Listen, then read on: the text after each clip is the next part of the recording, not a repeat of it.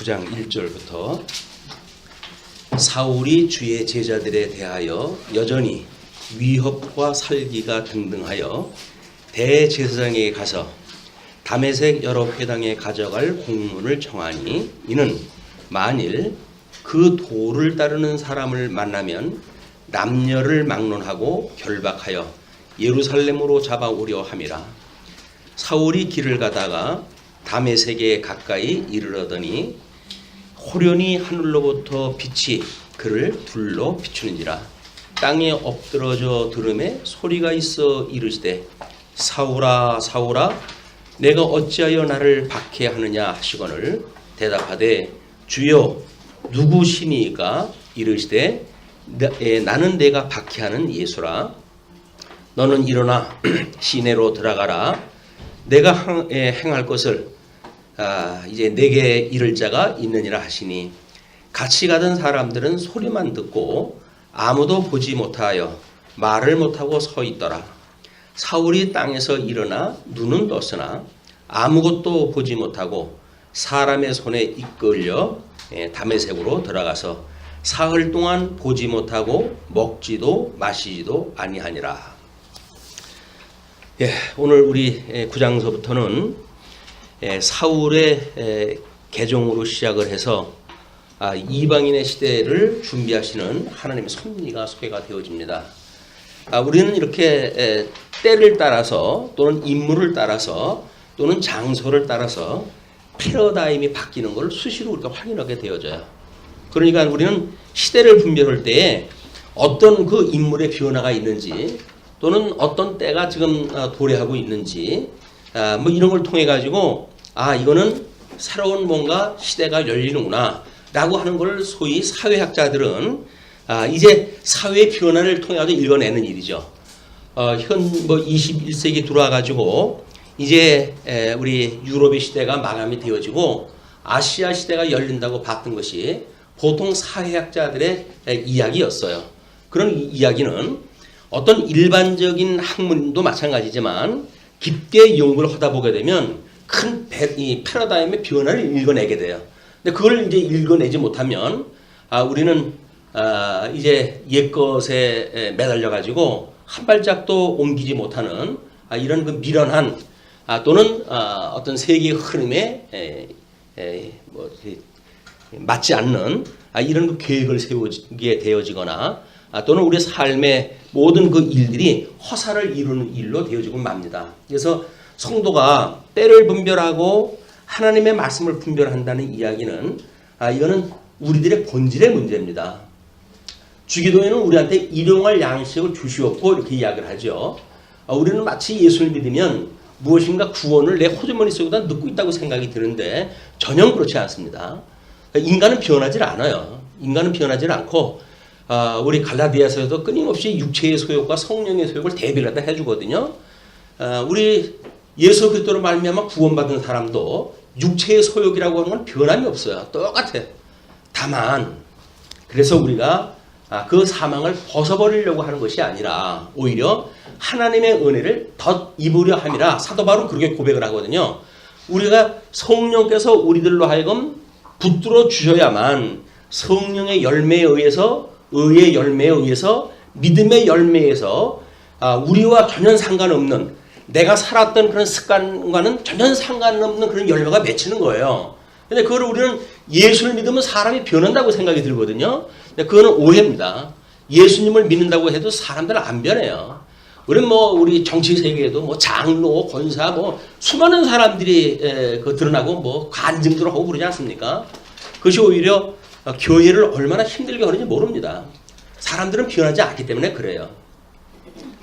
하나님께서 다행히 우리들에게는 일용할 양식을 삼게 함으로 해가지고 끊임없이 하나님의 선한 뜻이 무엇인가를 분별하도록 우리가 깨어있게 하시고 시대를 분별하게 하시고 그리고 우리를 붙들고 계시다고 하는 걸 우리한테 감지케 하시고 그래서 온전케 하시는 예수님만을 바라보며 살아갈 수 있도록 하시는 것이 그게 신앙생활의 본질이에요. 예수를 믿는데 사람이 그렇게 바뀌질 않느냐고 그렇게 우리는 타박도 하고 그러죠. 근데 예수 믿는다고 변한다고 한다면 세상 사람들이 이렇게 변하지 않을 리가 없죠. 우리 예수님이 오신 지 2000년이나 세월이 흘렀어요. 그럼에도 수많은 신학이 변화되어졌고 뭐 진전적 발전을 갖다 해왔고 그렇다고 해서 인간이 바뀌는 건 아무것도 없습니다. 오히려 그 인간의 사학성은 더욱 드러나요. 더욱 드러나요. 그래가지고 그렇게 사는 것이 마땅히 인생의 도리라고 생각이 들어가지고 그렇게 사는 것이 그냥 일반 뭐 종교인이었던 또는 뭐 세상의 모든 그 뭐 일반 학을 연구하는 분이든 그런 생각으로 살아가는 것이 인생의 모습이다. 거기에 우리가 기준을 두게 되면 한 발짝도 우리한테는 은혜가 안 돼요. 그리고 차별화가 안 돼요. 그렇기 때문에 예수를 믿는 것도 아닌 게 돼버리는 거야. 믿는 것도 아니고 안 믿는 것도 아니고 믿는 것이 뭔지에 대한 분별력도 없어지고 그래서 그냥 습관으로 해가지고 교회 나오는 것만 이제 익숙해지는 거예요. 그래서 교회 나오면 내가 교회 생활 이렇게 했는데 하나님이 나한테 그래도 이러실 수가 있어? 라고 해가지고 하나님 앞에 엉뚱한 소리나 하고 이것이 불신자들의 모습이란 말이에요. 예수를 믿는다고 자처하면서 불신하는 사람들 그 모습이에요. 그러나 만사 만물이 하나님의 계획대로 되어지지 않는 일이 없습니다.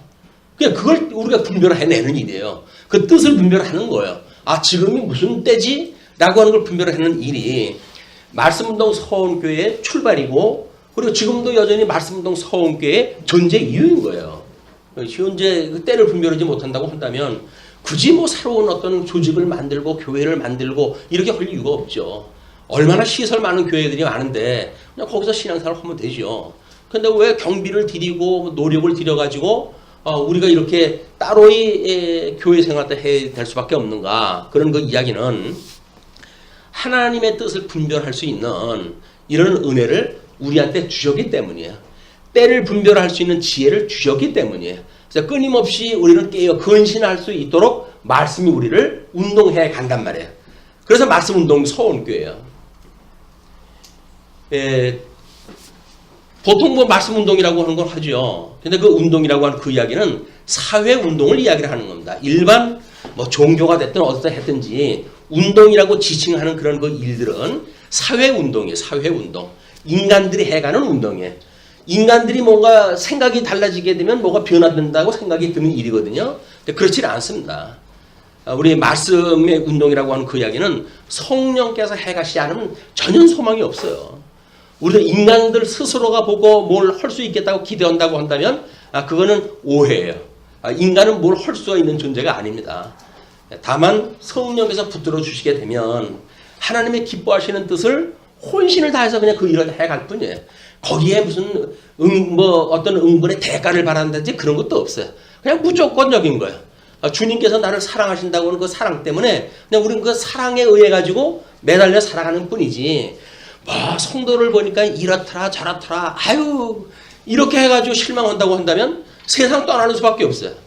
세상이 존재하는 한 내 마음에 맞도록 역사가 돌아가는 일은 한 번도 없습니다. 그럼 어떻게 해요? 왜 그렇게 돌아가는지 우리가 분별을 해야 하나님의 뜻이 여기 있구나 라고 해서 주도적인 나의 삶을 살 수가 있죠. 믿음의 삶을 살 수가 있는 거예요. 옆에 사람 보고 우리가 삶을 산다고 한다면 그것처럼 비극적인 삶이 없어요. 왜? 그 사람은 나하고 다른 사람인데 그 사람이 나의 기준입니까? 나의 무슨 큰 모델이 되나요? 그것도 아니잖아요. 근데 우리는 세상을 살면서 신앙생활을 하면서 끊임없이 옆에 사람을 보고 때로는 흥분도 하고 때로는 실망도 하고 좌절도 하고 때로는 의기투합해가지고 힘도 합치자고 이렇게 이야기도 하고 그래요. 근데 그거는 아무 소용이 없는 일이에요. 여지껏 예수님 오신 이후로 2000년 동안 주님의 몸된 교회가 지내오는 동안에 그걸로 해서 성공되어진 사례는 아무것도 없어요. 다만 성공되어진 것처럼 보이는 경우가 있죠. 그죠? 어둠의 권세들이 잡아있을 적은 마찬가지예요. 우리 중세기를 어둠의 시대라고 그러는데 그 어둠의 시대인데도 불구하고 나름대로 그 사람들은 신앙생활도 하고 그랬어요. 많은 사람들을 자기네 종으로 삼고 주님의 몸된 교회를 우습게 여기고 그러면서도 불구하고 황제처럼 살아가고 했던 사람들이 얼마나 많습니까? 근데 그게 성공적인 삶이 아닌 거예요.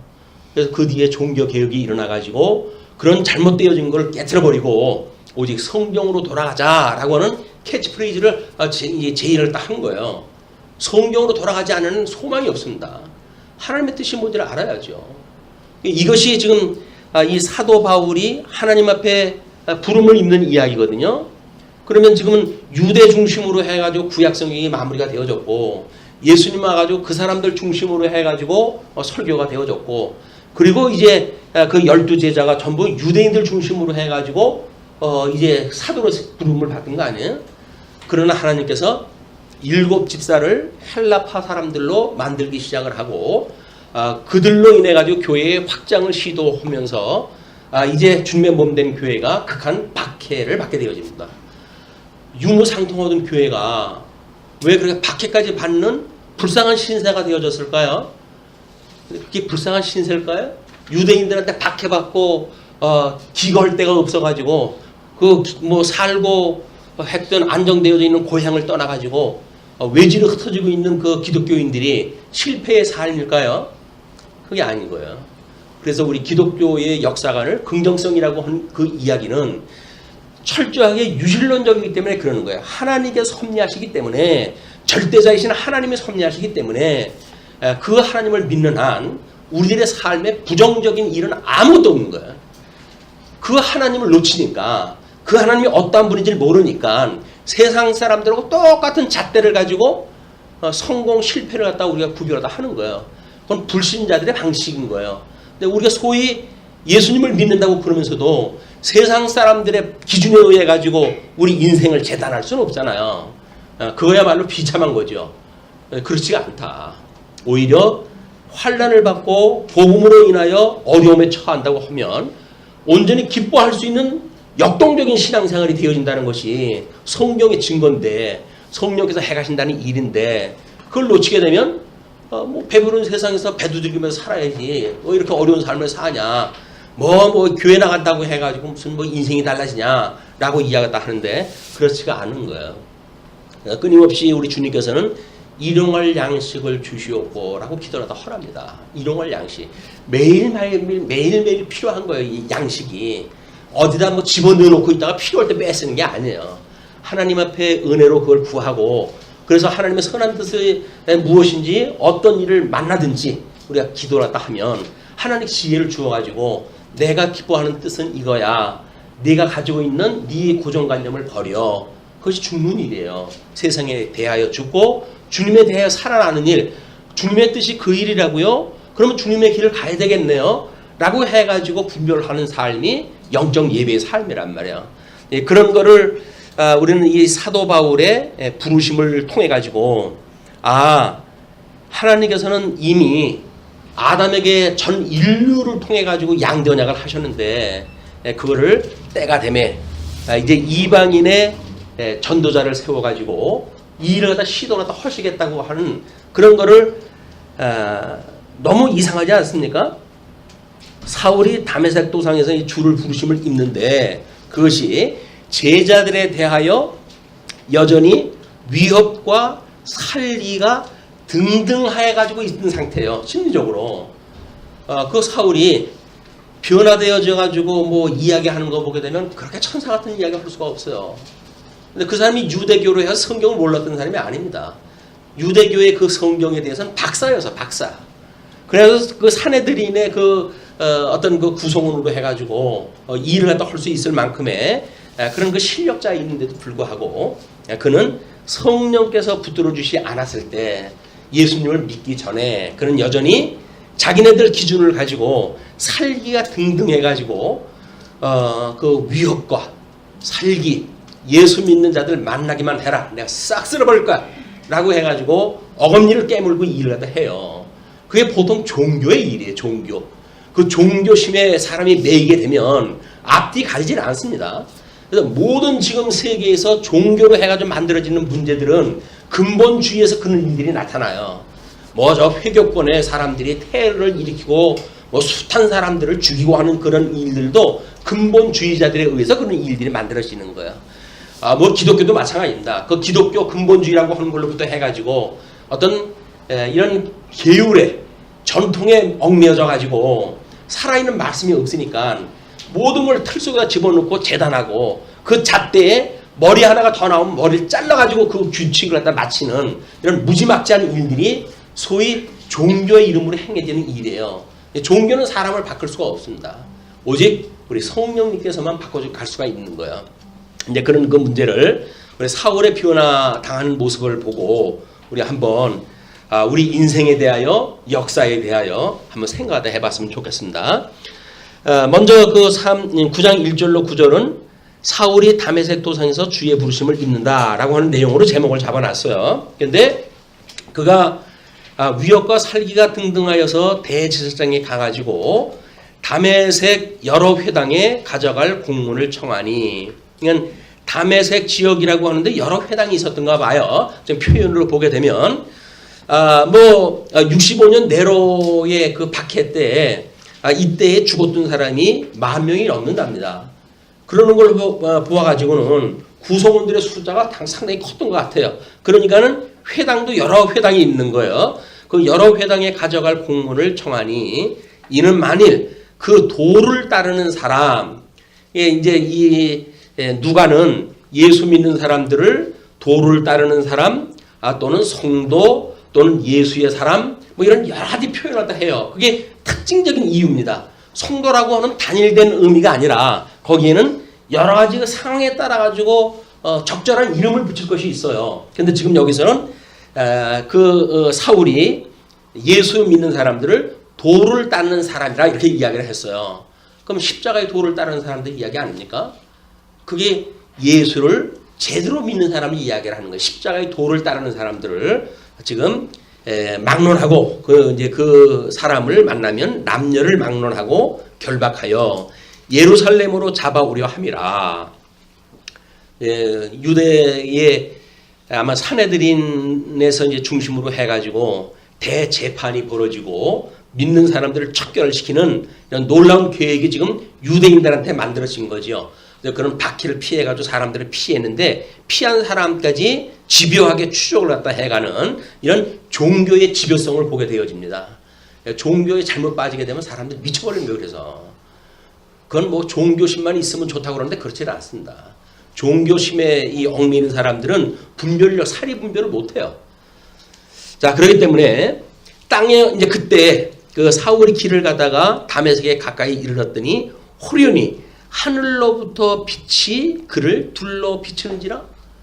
자, 이제 우리는 우리 사울이 이방인의 이제 사도로 부름을 입기 시작을 하였고, 그렇다고 한다면 빛의 세계와 어둠의 세계는 뭔지, 아담의 후손이라고 하는 전 인류적인 것과 이스라엘 아브라함을 통해 가지고 주어졌던 민족, 이 이스라엘 민족을 통해 주었던 내용과 뭐 이런 것들이 구분이 돼야 돼요. 이제 그래야 이 사건이 어떠한 사건인지 우리가 충분히 뭐 감동을 가지고 이걸 볼 수 있지 않을까 이런 생각이 듭니다. 한번 보세요.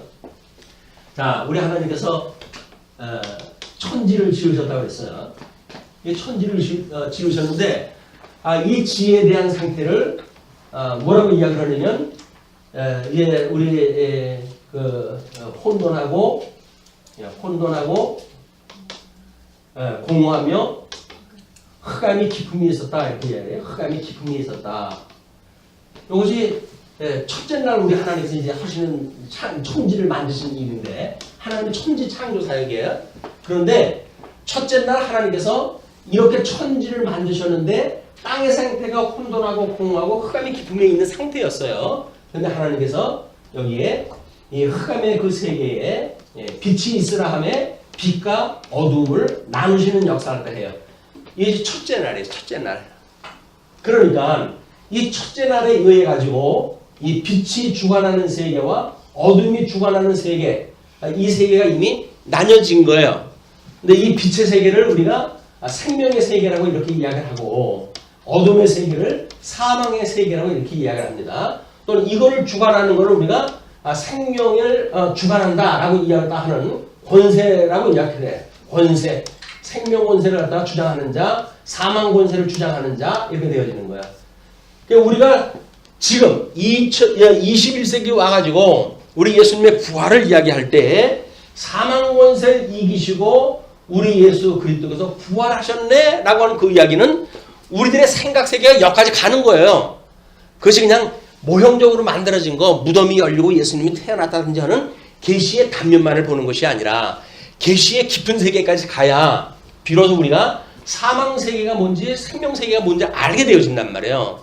그럼 우리는 여전히 우리 육신은 사망 권세 아래 노출되어져 있기 때문에 육체의 소욕을 따라 가지고 우리들의 육신의 정욕과 또는 안목의 정욕과 이생의 자랑을 가지고 끊임없이 우리를 미혹해오는 사단의 권세에 우리가 어느 정도 노출되어져 있는 사람들이거든요. 근데 그게 변하지 않는단 말이에요. 그러나 우리 성령이 우리들로 하여금 이제 예수님이 새 생명을 이기셨으니까 사망 권세를 이기시고 부활하셨으니까 부활하셨던 예수 그리스도를 우리가 만났을 때 비로소 우리들은 이제 참 생명이라고 하는 것이 뭘 알게 되어지는 거예요. 이 생명의 근원 누구라 그랬어요? 천지를 지으신 하나님이에요. 이 하나님이 생명의 이 근원이 되시는 분이거든요. 그러니까 하나님의 그런 그 세계 속에서 생명을 만나지 못하게 되면 겨우 우리 뭐 종교 행위하는 사람들 육신을 뭐 강하게 어떤 뭐 돌을 닦든지 무슨 뭐 금식을 해대든지 이렇게 해가지고 변화를 시키려고 하는 이런 종교 행위에서 만들어지는 율법주의자들처럼 그런 행위만 강요할 수밖에 없는 거예요. 종교 교회 생활이 이러세요 저러세요 한다는 이야기는 뭡니까? 그렇게 살라는 거예요. 선하게 살라는 거예요. 아니 선하게 살라고 해서 살 수 있으면 모두로 예수님을 믿어요. 그게 안 되니까 우리가 예수님을 믿는 건데 우리 뭘 할 수 있다고 자만심에 가득 차 있으니까 그러니까 여기 기고만장을 하는 거야. 우리는 하나님 앞에 뭘 할 수 있는 주제가 못 돼요. 먼지예요. 먼지 같은 존재들이에요. 다만 우리 주님께서 붙들어 주셨을 때 우리는 세상에 감당할 수 없는 믿음을 우리가 믿음의 생활을 할 수가 있을 뿐이다. 그런 예수님을 우리가 함께 산다는 거예요. 그러니까 살만한 세상이라는 거예요.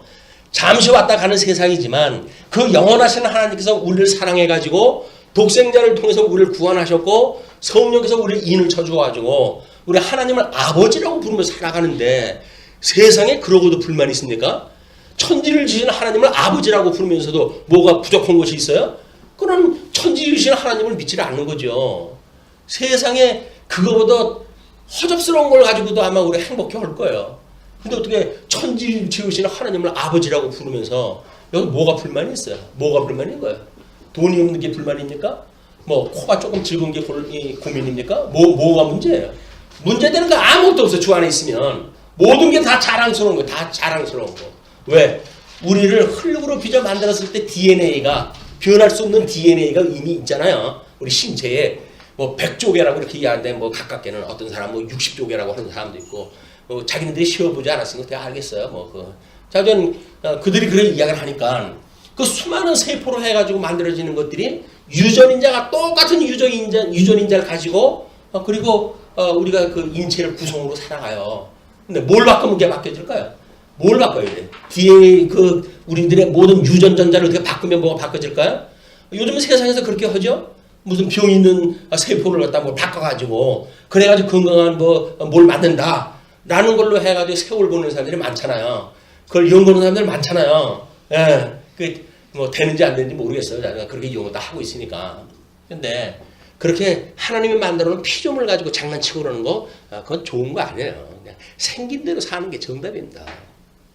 왜? 하나님께서 그 DNA를 쉽게 바뀌지 못하게 한 거는 내가 아니면 안 되는 거야 라고 하는 걸 보여주기 위해서 그렇게 해놨는데 그걸 인간들이 굳이 바꾸겠다 그거를. 그러니까 그게 집요한 사단의 공격이란 말이에요. 내가 할 수 있어. 내가 하나님과 같이 할 수 있는 이 권세자야라고 이야기를 하니까 거기에 매이게 되면 꼼짝을 못하는 거예요. 우리가 눈으로 보여주잖아요. 지구가 문제가 생기면 세계로 도망가가지고 다른 그 지구를 찾아가지고 도망가면 살 수 있는 것처럼 뭔가 청사진을 보여주잖아요. 지금 우주에는 수많은 태양계가 있고 태양계는 지구와 흡사한 그런 그 병들이 제법 있고 언제든지 갈 수 있는 것처럼 이야기를 하잖아요. 하나님의 그 섭리를 모르게 되면 있는 거 가지고 연구하면 살 수 있다고 믿어지는 거예요. 우리 선악을 알게 하는 과일나무 열매를 따먹으면 죽는다고 했음에도 불구하고 하나님과 같이 될까 봐 그러는 거야 라고 하는 그 이야기에 계속 거기 귀를 기울이고 살아가요. 내가 하나님과 같이 될 수 있다고? 내가 그런 그 능력자라고? 뭐 또 할 수가 있다고? 이렇게 생각이 드니까는 할 수 없는 사람들을 우리는 얕볼 수밖에 없는 거예요. 아이고 참 인생 어떻게 그러고 사냐? 라고 이야기도 하죠. 왜? 내 인생이 어때서? 내 인생이 어때서? 예수 믿고 살아가는 내 인생이 어때서? 근데 예수 믿지 않은 사람이 오히려 손가락질을 딱 되니까요. 네 인생 그러고 살아가냐 이렇게 이야기하고. 그게 지금 압제하는 거다. 압제. 너 이렇게 해도 너 내 말 안 들을 거야? 그 이야기거든요. 나한테 절하라면 너 일절 없어 라고 공격을 다 해오는 거예요. 근데 하나님을 시험하지 마라. 하나님 말씀 가지고 우리가 그렇게 공격을 다 해야 되지. 거기다 주먹으로 해가지고 맞대 싸울 수 있는 게 아니잖아요. 이런 그 문제이기 때문에 지금 빛이 하늘로부터 이제 나왔어요. 이 빛이. 그러면 하나님께서 지금 이 공모했던 이런 거를 지금 우리한테 어떻게 설명을 하죠? 둘째 날, 이 둘째 날에 이렇게 만들어낸 것이 둘째 날. 이 둘째 날 이거를 윗물과 아랫물로 나누시죠. 이 윗물과 아랫물로 나누셔요. 그리고 요거를 궁창으로 나눴어요. 궁창. 그리고 이 궁창을 하늘이라고 칭했어요. 하늘. 이 하늘에다가 하나님께서는 해와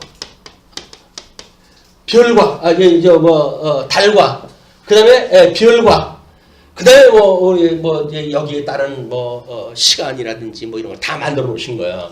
만들어 놨어요. 지금 사울은 예루살렘으로부터 다메섹을 향해서 갈 때 이 밑에서 간 거예요. 이 밑에서 갔어요. 근데 느닷없이 거기서 예수님을 만나게 되어지는데 왜? 빛이 비치는 그 빛은 도대체 무슨 빛이에요? 이 빛은 아닐 거 아니겠어요?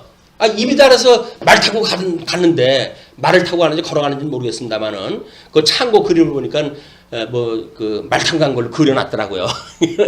말 타고 갔다고 한다면 이 해 밑에서 갔을 텐데 지금 그 사울이 거기서 돌연히 하늘로부터 빛이 그를 둘러 비치는 그 빛은 과연 뭐냐? 이것이 천하계, 이 이제 넷째 날 만들어 놓은 이 아래의 세계를 우리가 천하계라고 그러는 거예요. 천하계. 이 천하계의 일로만 가지고 세상을 우리가 이거 분석하고 보는 일이 얼마나 지엽적이냐. 지금 이 윗물 세계, 이 윗물 세계는 아랫물 세계보다 엄청나게 더 큰 세계예요. 근데 이 태양계 여기도 우주 탐험을 했다 하는데 가져가도 끝이 없잖아요. 가져가도 끝이 없어요. 그래가지고 우리 연구하시는 분들은 마치 이 태양계가 다라고 생각하는 거예요. 얼마나 지엽적인 걸 가지고 살아가는 사람들입니까? 그런데 그렇지 않다. 우리에게는 이 빛이 이미 온 우주 만물, 그 다음에 이 해 아래 세계를 만들기 전서부터도 빛과 어둠이 존재를 한 거예요. 이거의 통치를 다 받는 거예요. 이 권세에 의해 가지고. 그러니까 우리가 이렇게 해 아래 살아가는 걸로만 해가지고 모든 게 해석되어지는 거는 안 된다니까요. 아주 지엽적인 거예요. 요거는 뭡니까? 하나님께서 이 천상계의 역사, 이거를 우리가 하늘에서 이루어진 것 같이 아버지의 뜻이 하늘에서 이루어진 것 같이 이 땅에서도 이루어지게 해주세요 라고 했던 계시의 세계의 일이래요. 계시의 세계. 계시되어진 세계를 통해 가지고 영원하신 하나님의 나라를 우리가 끊임없이 소망 중에 바라보고 살아가야지 겨우 없어질 것, 나중에 불로 다 심판을 또 할 것에 우리 소망 둔다는 이야기는 얼마나 부질없는 일입니까 이게. 물론 가치가 없다는 게 아니에요. 이거는 계시로서 의미가 있어요. 그러니까 예수님을 믿기에 좋은 도구로 이거 사용이 되어진 거지. 여기서 배부른 거는 아무런 의미가 없다 그 이야기예요. 자, 그러니까 지금 아버지의 뜻이 이렇게 되어지니까 여기서 이 태양계 밑에서 다메섹에 가던 사울은 또 다른 빛을 만나게 되어진 거예요. 그것을 우리가 이 빛의 권세, 이 빛으로 우리를 새로운 세계가 지금 보여주는 거 아니에요. 그냥 사울이라고 하는 그 인물에게는 새로운 패러다임이 바뀌는 거예요. 이 천하의 세계가 다인 줄 알고 살아가는 사울에게 그 이상의 세계가 있다고 하는 새로운 세계를 만나게 되어지는 패러다임의 변화란 말이에요. 그게 우리가 소위 말하는 성령을 받았다든지 이런 걸로 이야기되어지는 거예요. 왜 예수님을 믿었을 때 내가 이렇게 기뻐지지 배런간? 내가 그렇지 않았었는데 예수님 믿으니까 너무 행복하네? 라고 하는 것이 뭐예요? 패러다임이 변하는 거예요. 근데 그걸 이쪽에서 뭔가 이유를 찾으려고 하니까 그러니까는 뭐 교회는 이래야 되고 저래야 되고 어떤 사람을 만나야 행복하고 그게 이미 잘못되어진 생각이란 말이에요. 성령을 만나가지고 우리가 행복하고 기쁜 일인데 성령은 온데간데 없어지고 이 환경 속에서 그걸 유지하려고 하니까 유지 자체가 불가능한 거예요. 소위 외소 바깥으로만 부름을 받은 사람들은 그 현상을 여기서 찾다가 그냥 인생 말아버려요. 그리고 이 심판될 때 함께 심판을 받게 되어지는 겁니다. 그러나 사울같이 이 외소가 아니라 하나님의 부르심, 이 안으로 부르심을 입어서 근본적으로 우리 사도 바울의 변화가 일어났을 적에는 영원무궁한 하나님 나라에서 살아갈 하나님의 사람으로 그 변화가 되어지는 거다. 자, 그렇게 했는데 보세요. 이제 그렇게 했는데 같이 가던 사람들은 소리만 듣고 지금 바울은 그 빛이 쪼임을 받았는데 같이 가던 사람들은 소리만 들었어요. 그리고 아무도 보지 못하여 말을 못하고 서 있더라. 그러니까 지금 사울이 박해하는 지금 그 말을 타고 가다가 빛을 보고 그 빛을 보고 갔을 때 어떻게 상황이 벌어졌을까? 아마 이 빛을 보게 되면 사실 이건 이 태양의 뭐 우리 보통 구약 성경 표현으로 하면 7배가 더하는 빛이다 뭐 이렇게 이야기를 하고 그러거든요. 그렇기 때문에 그런 빛이 일반적인 해안의 현상으로 나타났다고 한다면 우리 바울하고 동행했던 모든 사람들이 이걸 봤어야 돼요. 근데 보지 못한 거예요. 그냥 소리만 들었는데 바울은 이런 기현상을 만나게 되어졌으니까 이 기현상을 만났을 때 아무도 사울은 하나님 앞에 이미 부름을 받은 거 아니에요. 이게 사울의 부름을 받았기 때문에 거기서 거의 무릎을 꿇고 고꾸라질 정도가 되지 않았을까. 뭐 그런 우리의 미로서 짐작을 해볼 수가 있는 겁니다. 하나님 앞에 부름을 받았을 때 사도 바울이 사울이 지금 적어도 이 비춤을 받고 거기서 하나님의 음성을 듣게 되어졌을 때 그는 심각한 어떤 영적 변화로 인해 가지고 고꾸라지는 그런 그 역사가 있지 않았을까. 뭐 그렇게 한번 짐작을 해볼 수가 있는 거예요. 그런데 자, 우리가 다른 사람들은 그 일이 뭔지가 아무것도 현상이 없는데 사울한테는 그 땅에 엎드려져 들음에 엎드려졌으니까 엎드려진 거예요. 그런데 소리가 있어 이르되 사울아 사울아 사울아 사울아. 성경을 통해서 이름을 거듭 부르는 것이 패러다임의 또 변화예요. 패러다임의 변화.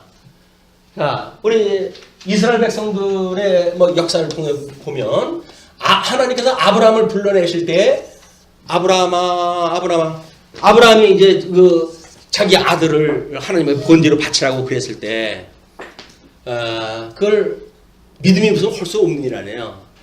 근데 그 아들을 제단 위에다 뉘고 그 칼로 아들을 찌르려고 하는 순간에 아브라함을 불러요. 두 번. 성경에 두 번 드러나는 이름이에요. 이래가지고 이삭을 대신해서 내가 제물을 준비했다. 그러니까 내가 내 믿음을 갖다가 보았다. 라고 하는 새로운 아브라함의 패러다임, 인생의 패러다임이 바뀌는 거예요. 이삭, 그 나이 늙어가지고 낳을 수 없는데 그 난 아들, 또 그 아들을 준다고 했을 때 낳을 수 없는 상황에서 줬을 때 아브라함은 그걸 믿었다고 그랬잖아요. 그걸 믿은 아브라함한테 하나님께서 열매로, 진짜 믿는다고 하는 그 열매로 독자인 자기 아들을 죽이려고 했을 때 하나님께서 아브라함을 불러요. 아브라함아 내가 내 믿음을 갖다 안다. 죽이지 말고 제물을 대신해서 준비를 했으니까 그걸로 제물을 드려라. 이렇게 이야기하죠. 그리고 이스라엘 백성들은 애굽으로 내려가요. 그리고 400년 동안 여기서 생육번성 하다가 하나님 출애굽했다 하는데 이 모세를 통해 가지고 하나님께서 가시떨구나무에서 모세를 불러요. 그때 부르는 이야기가 모세야 모세야. 그래가지고 이스라엘 역사의 패러다임이 바뀌어요. 그리고 이 광야 생활이 끝나고 그리고 그들이 이제 하나님 나라를 누리고 살 거 아니겠습니까? 근데 이 요단강을 건너가지고 하나님 나라에서 이들이 나라를 건축하고 살려고 그러는데 이미 시작서부터 하나님의 말씀이 없어요. 그러니까 하나님께서 사무엘을 주셔가지고 이제 그에게 말씀을 듣게 합니다. 하나님의 말씀이 비로소 들리기 시작을 하는 거예요. 사도 바울이 빛이 비추었던 것처럼 어두웠던 아브라함의 세계에 빛이 비추고 어둠 속에 종노릇하던 이스라엘 백성들한테 모세에게 빛을 비추어가지고 하나님의 저 신령한 세계의 뜻이 이루어져 간다고 하는 걸 보여주는 역사가 지금 벌어지는 거예요. 이거는 민족적으로 역사적으로 대단한 패러다임이 표현합니다. 사무엘을 통해서 하나님께서 사무엘아 사무엘아 불러 주여 제가 여기 있나이다. 그러니까는 이제 내가 장차 될 일을 너한테 고할 텐데 너희들한테 엄청난 변화가 이제 만들어진다. 그래서 너를 지도하고 있던 뭐 제사장인 뭐냐 내가 다 청소해버리고 말 거야. 너한테 새로운 시대를 다 맡길 거야. 그 이야기예요. 그런데 예수님이 오셨어요. 이거 언약대로 예수님이 오셨어요. 그리고 예수님이 십자가에 못 박아 죽으시기 전에 베드로한테 뭐라고 그러시냐면 베드로야 내가 너희들이 거할 하나님의 나라의 백성으로 살게 이제 할 거다 라고 이야기했더니 베드로가 뭐라고 그러죠? 제가 예수님과 함께 죽을 각오가 됐습니다 그래요. 그게 뭐라고요? 여기서 만들어지는 각오들이에요. 이게 쓸데없는 자만심 그런 걸로 내가 주와 함께 어디든지 오게든지 아니면 죽는 데까지 갈 준비가 되었나이다 라고 이야기해요. 누가복음 22장 31절 그때 예수님께서 뭐라 그래요? 시몬아 시몬아 시몬아 시몬아 정신 차려라 정신 차려라. 이 해 아래 이야기가 아니라 천상계의 이야기를 하는 건데 네가 시큰 소리 하지 마라. 너 오늘 저녁 당장 나를 3번씩이나 부인할 거야. 그러나 하나님의 그 놀라우신 언약이 너희들한테 그런 일이 일어나지 않도록 내가 너희들을 섭리하는 거야 라고 하는 걸 이야기를 하면서 시몬아 시몬아 불러요. 자, 우리 베드로는 우리 유대인들의 사도로 해가지고 수장으로 주님께서 삼으셨죠. 그리고 이제 패러다임이 또 바뀌는데 이방인의 시대가 열리는 거예요. 이방인 시대가 열릴 때 이때 또 하나님께서 사울아 사울아고 불러요. 이건 놀라운 패러다임의 변화들입니다. 우리 성경에서 하나님이 양대 언약, 상실되어졌던 양대 언약을 새롭게 해가실 때 어떻게 하시는지에 대한 우리는 큰 어떤 통시적인 관점에서 이제 그런 그 사이클을 우리 읽어낼 수가 있는 거다. 오늘 이거를 이야기를 하면서 성경 공부를 하면서 저는 그런 생각이 들었어요. 그런간 덕성아 라고 하는 하나님의 음성이 들렸다고 한다면 가슴이 그렇게 뭉클할 수가 있을까요?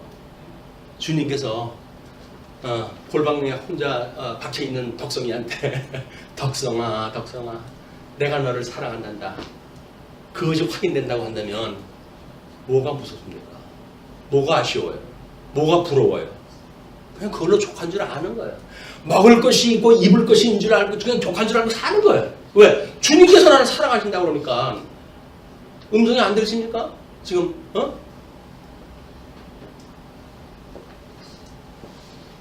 그 음성이 안 들리는 건 우리가 뭔가 이 태양 아래만 있는 거예요. 이 신령한 빛으로 해가지고 쪼임이 없으니까 그 음성이 안 들리는 거야.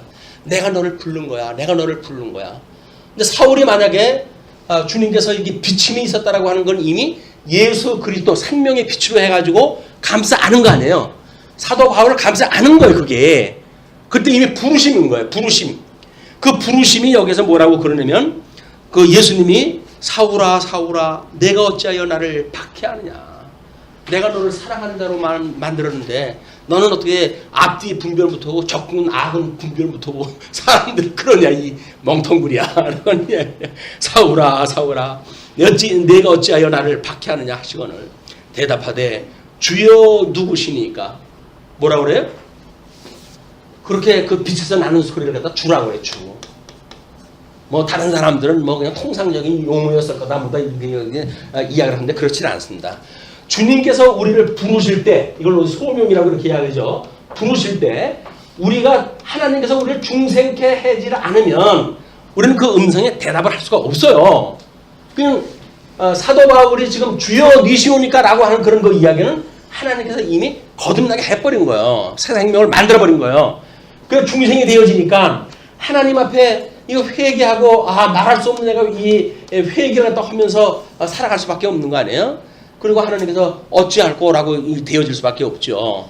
이럴 때 하나님께서 우리한테 믿음을 주시는 거, 이 믿음을 보시고 우리 주님께서 우리를 의롭다고 칭해 주시고 이 칭의 의롭다고 칭해 주신 걸 보시고 우리 주님께서 우리를 양자를 삼아 주신다고 하는 것이 하나님의 그 음성을 듣고 예수님을 믿었을 때에 이게 협의적인 구원이라고 이야기를 한 거예요. 그냥 이건 논리적이고 협의적인 구원일 뿐이에요. 구원이라고 하는 건 영원한 구원 아니에요. 영원한 구원에 이렇게 시간적으로 내가 과거에 예수님을 믿었어. 그래서 나는 구원을 받았어. 라는 과거형으로 끝난다는 게 다 가짜예요. 이거는 주님께서 우리를 영원히 붙들고 있는 거지. 무슨 과거의 정보를 가지고 내가 예수님을 믿는다고요? 다 가짜예요. 양자가 아니라 여기부터 우리 주님 오라고 하신 날까지 끊임없이 성화를 되고 우리 주님께서 우리를 끝까지 경고해 우리를 붙들어 하시고 그리고 영화에 이르기까지 이걸 우리가 광의적인 구원의 서정이라고 이야기를 하는 거예요. 구원의 서정은 내가 하나님을 아버지라고 불러요 라고 하는 그걸로 끝나는 게 아니다. 우리가 어떻게 하나님의 그런 형상을 따라서 지음을 받았는데 우리도 예수 그리스도가 우리를 온전케 하시는 걸 바라보고 하늘의 소망을 두고 하나님 나라에 우리가 기업에 참여하는 자의 행복을 소망을 가지고 살아가는가 라고는 성화의 과정을 겪게끔 되어져 있는 거예요.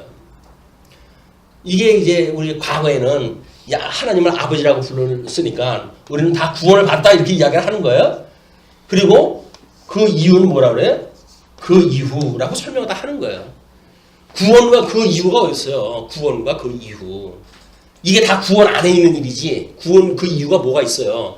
이런 논리를 갖다 해가니까 구원은 우리 예수님께서 시켜주셨고 그 다음에는 우리가 잘 살아가야 된다는 거예요. 우리가 예수님을 믿으니까 잘 살아야 된다는 거예요.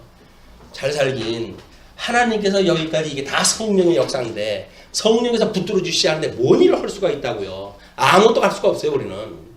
성령께서 우리를 붙들고 계시기 때문에 양자가 되어서 우리가 하나님을 아버지라고 부를 때에도 환난 날을 살아가는 그날도 여전히 우리 하나님을 우리가 믿으면서 예수를 그리스도를 믿으면서 살아가면서 우리가 이 여정을 살아가게 되어지는 겁니다. 환난 날에 기뻐하라.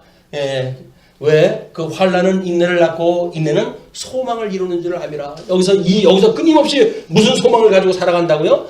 이 소망 가지고 살아가는 거예요. 하나님의 저 영원한 천국을 준비하셨고 그걸 우리가 바라보고 살아가는 일이란 말이에요. 근데 그걸 저 하늘은 온데간데가 없어지고 겨우 넷째 날 만들어 놓은 태양계 밑에서 살아가는 일이 우리들의 본분이라고 생각을 하게 되면 그건 큰 오류다. 세상에 이 변화되어진 그 일들은 아주 지엽적인 거야. 다만 하나님의 이 놀라운 패러다임을 보여주시기 위한 계시로서의 의미가 있는 거지 이 자체가 우리한테 목적이 안 된단 말이에요. 자, 그렇게 되어지니까 이제 그 예수님의 대답이 실로 놀랐습니다. 주여 누구시니까 이르시되 나는 내가 박해하는 예수라. 저 하늘에서 소리가 나는데 근데 그 대답인즉 내가 박해하는 예수라는 거예요. 말이 안 되잖아요. 공간적으로 이미 그 말이 안 되잖아요. 예수님은 성천에 있는데 아니 여기서 예수님 믿는 사람들을 공격을 했다고 하는데 그게 예수님을 내가 박해라는 거야? 라고 하는 것이 예수님이 교회의 머리가 되시고 그 다음에 이 성도가 주님의 몸된 교회가 되어져서 이 교회는 몸이고 그 다음에 이 예수 그리스도는 교회의 머리고 이런 관계가 이게 하나라고 하는 걸 갖다가 알게 됐을 때 비로소 우리는 예수님이 나고 내가 예수님인 거예요. 내가 예수님이 아니라 예수님 안에 성도다 그 이야기예요. 지체다 그 이야기예요. 우리들은 이런 개념을 가지고서 우리 머리 대신 이분의 의도에 따라서 이분의 뜻을 따라서 마음을 다하여 정성을 다하여 뜻을 다하여 이렇게 살아갈 수가 있는데 이분은 죽기까지 충성하신 분 아니에요. 죽기까지. 예수 그리스도는 죽기까지 충성하신 분이에요. 이분에 의해서 우리가 사랑을 하면서 살아가는 거지 이분이 온전한 사랑으로 해가지고 이 땅에 오셔가지고 죄인 되어졌던 우리를 위해가지고 대속으로 다 해주셨는데 여기서 예수님을 빼놓고 무슨 성도들끼리 무슨 사랑을 합니까? 사랑을 하기는 인간은 신뢰의 대상이 안 되는 거예요. 인간을 신뢰하면 안 돼요. 인간은 신뢰의 대상이 아니에요. 다만 예수 그리스도의 사랑으로 인하여서 사랑의 대상은 될 수가 있죠. 사랑을 하는 대상이지 뭔가 거의 의지를 갖다 해야 되고 그 사람이 아니면 안 되고라고 하는 신뢰, 의지 이런 대상이 안 된단 말이에요. 근데 우리는 뭔가 힘 있는 사람이 있으면 의지하고 싶어지잖아.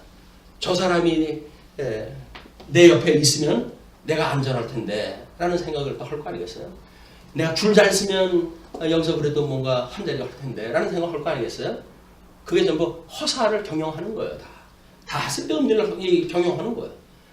우리 여전히 우리의 머리 대신 예수 그리스도께서 우리 이 몸을 온전히 해가신다. 이걸 지금 이제 보여주는 일이란 말이에요. 그러니까는 지금 이 성도를 지금 이 바울은 핍박을 했다고 한 거 아니겠어요? 그랬더니 예수님께서 이 몸은 나야, 야. 그 몸이 나야. 그 이야기예요. 그럼 우리가 누구라고요? 예수님의 대변자들의 증인들이에요. 그러니까 우리한테 까불면 안 돼요. 믿지 않은 사람들이.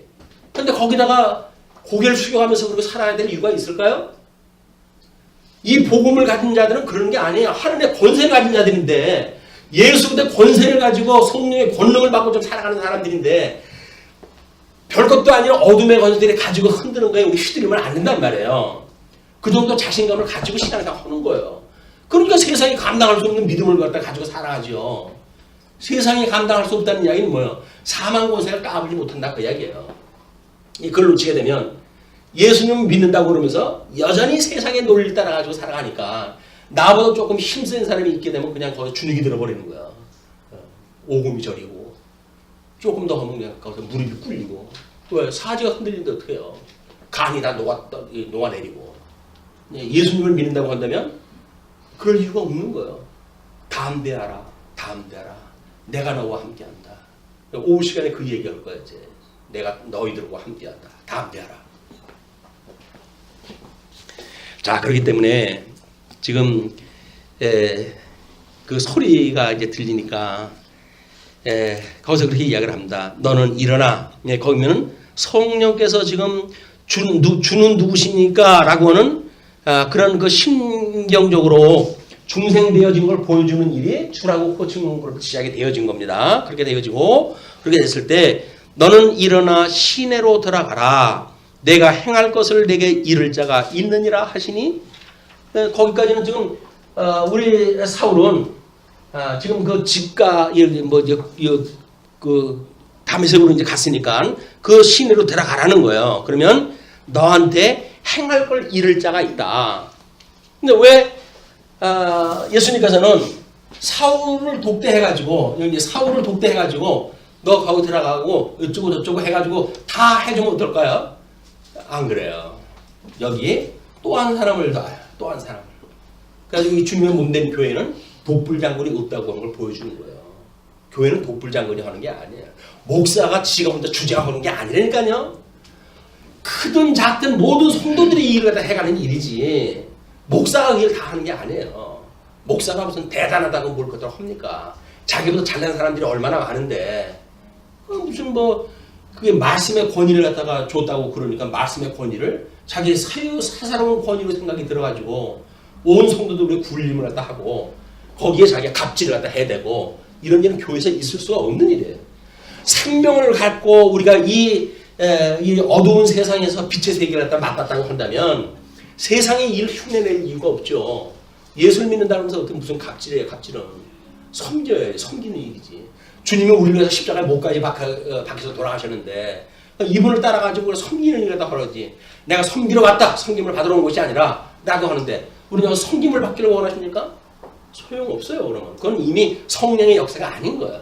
다른 사람 위에 굴림하고 싶으면 그게 없어요. 우리 사도 바울이 고린도서에서 끊임없이 이 관계, 이 사랑의 관계 이걸 설명하기 위해 가지고 13장을 그렇게 긴 성경을 이해하다 해주는 거예요. 거기는 사랑이 뭐라고 해가지고 요점 정리 안 하잖아요. 너희들이 지금 여기 사랑인 줄 알고 착각하는 거 그거 사랑 아니야. 그 이야기예요 전부. 고린도 교회 분쟁이 있고 그러니까 사랑? 너희 사랑을 좋아하냐? 사랑은 자기 사랑하는 거 아니야. 자기 유익 구하는 거 아니야. 너희들 하고 있는 거 모든 거 그 사랑 아니야. 그 이야기를 하는 거예요. 근데 우리는 거기서 사랑을 그러면 이렇게 하면 사랑이겠네요 라고 해가지고 사랑의 모델을 뽑아가지고 그래야 사랑을 행한다고 그러니까 웃기는 일이 벌어지는 거예요. 너희들이 알고 있는 사랑이라고 하는 것이 그게 아니라는 이야기예요.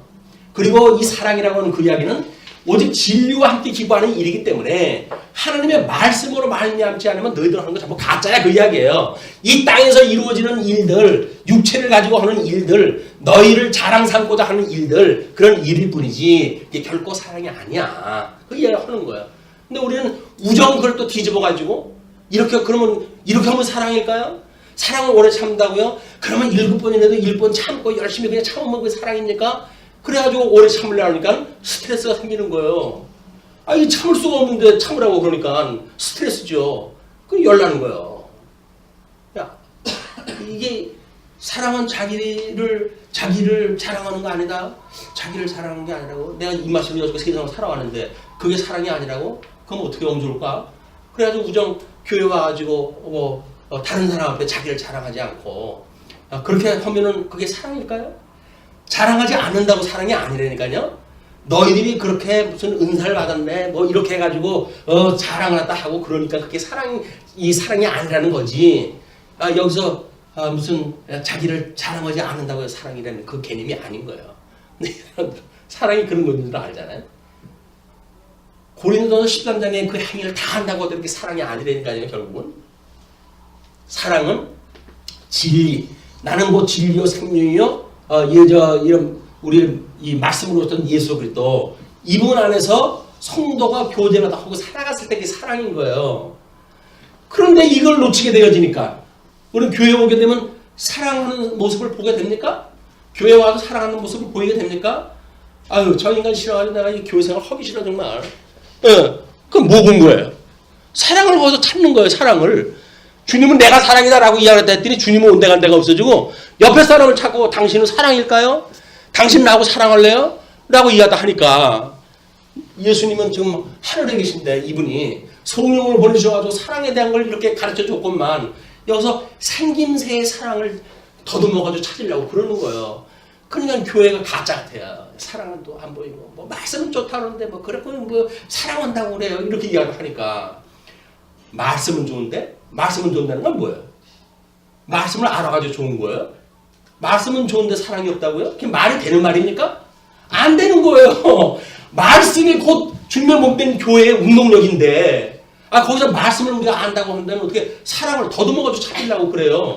옆에 사람에게 사랑하는 모습을 보려고 그래요. 거기서 그 사람을 통해 가지고 예수님을 만나야지. 못나면 못난 대로 잘나면 잘난 대로 예수 그들을 만나가지고 저런 분을 우리 주님께서 위해서 십자가에 돌아가셨구나. 그걸 깨달았을 때 비로소 우리는 사랑을 아는 거예요. 근데 여기서 어떤 형식이 사랑이라고 생각이 드니까 사랑은 뭔 사랑이에요. 저나 잘 살라고 그러세요. 사랑할 수 없어요. 다만 사랑은 성령의 열매이기 때문에 하나님의 말씀이 우리를 붙들어 줬을 때 우리는 소위 우리 예수님의 형상을 따라가지고 그분이 사랑하고 원하는 그런 그 마음을 갖게 되어지고 그런 행위로 열매가 맺혀질 뿐이에요. 그 열매라고 하는 건 내 겁니까? 주님께서 주신 선물이라니까요. 그 자랑할 수가 없어요. 뭘 좀 하면 뭘 자랑을 해요. 자랑을 하긴. 주님께서 다 했는데 주님 이렇게 이 쓸모없는 나를 갖다 선한 도구로 써주신 것이 감사합니다라고 감사할 일이지. 그걸 생색을 내요. 예수님 대신에. 예수님 이름으로 해서 생색 내고 예수님 거 뺏어가지고 자기 것처럼 자랑하고 말이 안 되는 거 아니에요. 이게. 주님의 몸되는 교회는 철저하게 예수 그리스도만을 인정하는 거예요. 예수 그리스도만 인정하는 거예요. 당신만이 독생자고 당신만이 하나님의 선하신 뜻을 위한 분이십니다. 라고 우리가 믿는 것이 예수님을 믿는다는 이야기지. 예수님을 믿는 것이 마치 그래서 무언가를 행해가지고 예수님을 믿는다는데 그렇지는 않습니다. 우리들은 아무것도 할 수가 없어요. 사람은 변하지도 않습니다. 그럼 우리 소망을 어디다 둬야 돼요? 열매를 주시는 하나님 앞에만 가는 거예요. 그렇게 못된 사람인데 그런데 성령의 감동을 받더니 사람이 180도 달라진 거예요. 복음을 위해 가지고 헌신하고 그러는 거예요. 그걸 놓고 야, 참 하나님 능력 대단하다 이렇게 이야기를 해야 되는데 또 그 변화되었다고 해도 그 사람을 붙들고 있는 대로 칭찬하다 해야 돼가지고 그 사람이 우쭐하는 바람에 시험 들어가지고 또 이게 넘어지네. 아닌 거예요. 그 사람 그렇게 헌 행위 가지고 이렇게 칭찬하고 그러는 것도 아니에요. 그냥 하나님 앞에 영광을 돌리는 거예요. 하나님. 자, 그런데 주님께서 이제 너는 시내로 들어가라. 내가 행할 것을 내게 이를 자가 있느니라 하시니 같이 가던 사람들은 소리만 듣고 아무도 보지 못하여 말을 못하고 서 있더라. 이게 무슨 상황이야 지금? 예, 그 무슨 뭐 소리라고 이 사도 바울이 들었던 소리가 아니에요. 무슨 우레소리 같거나 이제 그런 소리가 들렸겠지만, 근데 이제 이상한 그런 현상이 바울이 그냥 엎드러지고 이런 일들이 벌어지니까 아무것도 보지 못하고 말을 못하고 서 있는 상태, 기가 막힌 상태에 이상한 일이 벌어져가지고 사울이 땅에서 일어나 눈은 떴으나, 눈은 떴다고 그래요. 떴으나 아무것도 보지 못하고, 보세요. 지금 이 해 아래서 사울은 눈을 떴어요. 그럼 눈을 떴으면 뭘 봐야 될 거 아니겠어요? 근데 주님께서는 이 어마어마한 우주적 사건을 사도 바울의 지금 상태를 가지고 설명을 하는 거예요. 눈은 떴어요. 근데 아무것도 못 봐요. 사람들이 해야서 다 살아가요. 근데 이 궁창이 저주에 막혀가지고 하나님의 계신 저 위의 세계를 갖다 보여주지 않는 거예요. 볼 수가 없는 거예요. 그 상황을 지금 이 어마어마한 하나님의 천지 창조의 세계를 사울의 이 눈을 떴으나 보지 못하는 상황을 가지고 저걸 보여주는 거예요, 지금. 근데 본문 가지고 이게 보여질까요? 이걸 내용을 알 수가 있을까요? 알 수가 없어요. 그러니까 또 더듬어 가지고 이야기를 만들어내고 그래야 되는 겁니다. 이 눈을 떴으나 보지 못한다는 이야기는 눈을 뜨면 다 보지 왜 또 보질 못해? 이건데 그렇지 않다. 그래서 눈은 떴으나 그들이 보지 못하여 말을 못, 아무것도 보지 못하고 사람의 손에 끌려 다메섹으로 들어가서, 다메섹으로 들어가는 거죠. 자, 그러면 그건 다른 사람의 인도를 받아 이제 들어간 거예요. 근데 사흘 동안 보지 못하고 먹지도 마시도 아니하니라. 자, 이거 재미나죠? 동사가 두 개가 나와요. 하나는 보는 그 일이고 하나는 먹는 일이에요. 먹고 마시는 일이에요. 근데 보는 일은 뭐라 그랬어요? 보는 일은 못하고라고 이야기를 해요. 못하고, 못하라고 한다는 이야기는 자기가 스스로 할 수 없어서 못하는 거죠. 할 수 있는 걸 못하는 게 아니에요. 할 수 없기 때문에 못하는 거예요. 근데 사흘 동안 보지 못한 거예요. 왜? 지금 눈이 뭐가 씌어가지고 눈은 떴으면 보지 못하는 상으로 하나님께서 만들어 놓으셨잖아요. 그냥 볼 수가 없는 거예요. 볼 수가 없는데 이 볼 수 없는 걸 가지고 사도 바울이 복음을 깨달았다는 의미가 뭐냐면, 여기에서 지금 윗물 세계를 통해 가지고 내가 하나님의 이 하늘의 뜻이 이루어진 거 이걸 지금 알지 못하고 아랫물에서 일어나는 율법주의자들의 그런 이해를 가지고 내가 하나님을 섬겼구나 라고는 오해가 만들어졌을 거 아니겠어요?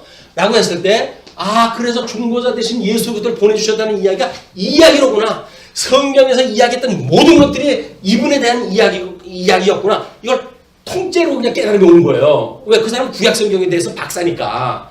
이런 하나님의 어떤 그런 모먼트를 하나 딱 주심으로 해가지고 그럼 구약성경에 이야기했던 분이 이분이란 말이야?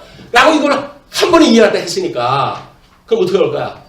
예수님이 내 자를 위해서 돌아가셨고 사망권세 이기시고 부활했으니까 이제 우리는 땡깡땡깡 잘 기쁘게 놀면 되겠네? 그게 아니잖아요. 바울은 바로 뭘 했다고요? 먹지도 않고 마시지도 않고 그는 스스로 자기가 했다는 거예요? 다른 사람이 그렇게 시켰다는 거예요? 자동사예요. 그냥 스스로 그렇게 되어진 거예요. 그건 뭡니까? 예수 그리스도의 고난에 참여하는 의미를 갖다 아는 거예요. 사도 바울이. 그냥 개인적으로 지금 부름을 받았던 그런 그 이야기는 우리 교회 신학에서 이야기하고 있는 구원론에 대한 전반에 대한 이야기입니다. 이게. 그래서 예수님을 만나고 예수님과 함께 고난에 참여하고 하는 거를 금식을 통해 가지고 한 거예요. 그게 진정한 금식이란 말이에요. 신랑을 빼앗길 날이 우리는 그때 금식하리라 주님이 이야기를 했잖아요. 근데 그분을 기억하고 그분을 갖다 기리는 것이 금식인데 지금도 자기 욕심 채워달라고 금식을 하니까 이거 안 주면 난 사생결단 밥도 안 먹을 거예요 라고 이야기를 하나님 무서워가지고 줍니까? 그러니까 그걸 이루어졌는데 또 금식을 해가지고 그게 생겼다고 이야기를 하니까 또 그런 사람들이 생기는 거야. 또 금식만 하면 못 준다 이렇게 이야기를 하는 거예요. 금식은 철저하게 예수 그리스도의 죽으심을 기억하는 일이에요. 그게 부활의 아침 그걸 우리가 기억하는 일입니다. 부활은 우리 예수 그리스도 사망 권세를 이기시고 부활하신 거예요. 또 우리는 이 궁창으로 가려가지고 저주받아가지고 보이지 않는 이 세계에 살아가지만 예수님으로 말미암아 저 하늘에서 이루어진 뜻을 알게 되어졌고 우리 하늘에 계신 하나님을 보게 되어졌고 그 하나님을 아버지라고 부르게 되어졌고 생명의 주이신 예수 그리스도가 우리의 통치자가 된다고 하는 대주제가 되신다고 하는 걸 고백하게 되어졌고 그분으로 보내준 성령으로 인해 가지고 우리는 성령의 충만함을 입고 우리가 성령의 열매를 맺으며 살아가는 거예요. 우리 비열하는 거 아닙니다. 우리는 뭐 벗어버리면 뭐가 된다고 하는 게 안 돼요. 벗을 수가 없어요. 다만 거기에 우리 예수 그리스도로 말미암아 생명으로 감싸 안을 때 성령의 열매가 나타날 뿐이다. 스스로 우리가 뭘 한다고 하는 자고할 것이 없어요. 주님의 은혜로 우리를 감싸 안아야 된다.